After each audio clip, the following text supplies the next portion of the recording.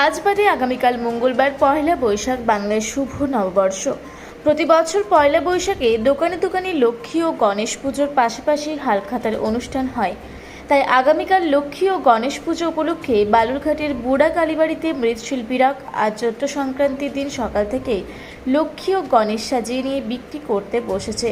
কিন্তু গত বছরের তুলনায় এই বছর রং থেকে শুরু করে প্রতিমা তৈরির যাবতীয় দ্রব্যের মূল্য বৃদ্ধি হওয়ায় প্রতিমার দাম এক লাফে অনেকটা বৃদ্ধি হওয়ায় বেশিরভাগ মানুষই এবার বড় লক্ষ্মী ও গণেশ প্রতিমা ক্রয়ের ক্ষেত্রে মাঝারি বা ছোট লক্ষ্মী ও গণেশ প্রতিমা ক্রয় করছেন।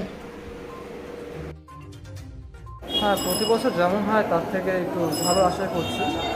তো লোক আসছে, পছন্দ করছে, তাদের কিনে নিয়ে যাচ্ছে থেকে। তো আগের বছরের তুলনায় আশা করছি এবছর একটু ভালোই হবে।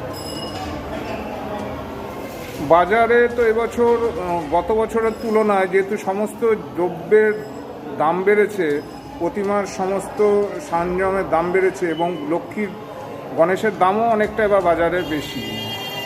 তো সেই বিষয়ে দেখা যাচ্ছে যে এবছরে বাজারে লক্ষ্মী গণেশের সবাই আর কি ছোটো ছোটো লক্ষ্মী গণেশই কিনে নিয়ে যাচ্ছে। যারা বড় কিনতো সে জায়গায় ছোটো কিনে নিয়ে যাচ্ছে। সে বিষয়ে আপনার মতামত কী? দেখুন, এখন বাজার যেভাবে জিনিসপত্রের দাম বাড়ছে, তখন তুলি গয়নাগাড়ি সব কিছুরই দাম বেড়ে যাচ্ছে। তো আমরা চেষ্টা করছি যত কমের মধ্যে করা যায়। ভালো করতে গেলে তো একটু খরচাটা বেশি হবে।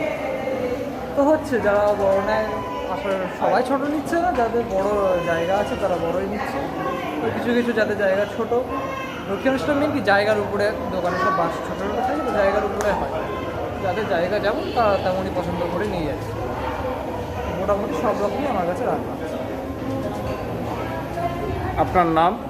উজ্জ্বল পাল, চন্দ্রপুর, বালুরঘাট থেকে জয়দীপ মৈত্র রিপোর্ট, রূপসী বাংলা মিডিয়া।